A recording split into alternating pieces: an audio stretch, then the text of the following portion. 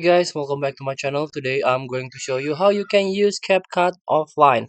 This is a PC version of CapCut. So if you're using this CapCut as your video editor regularly, you can use this application offline.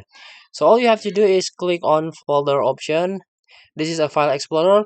Go into the drive C and try to search the users folder. Double click and double click your user data folder, and this is the app data.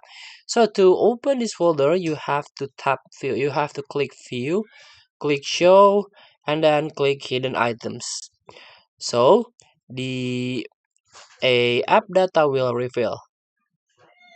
As you can see, the app data will reveal, and double click the local, try to search the CapCut folder. This one, double click and double click user data. So in this user data, this is like a fonts, template, effects. So you have to make archive. Control A, right click, and then show more option and add to user data. This one. So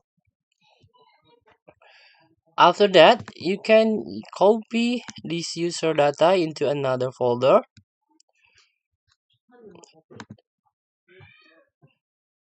and try to open CapCut a one time with internet connection, and after that you can cut this internet connection and try to use CapCut, and also extract this user data back into CapCut folder or user data folder.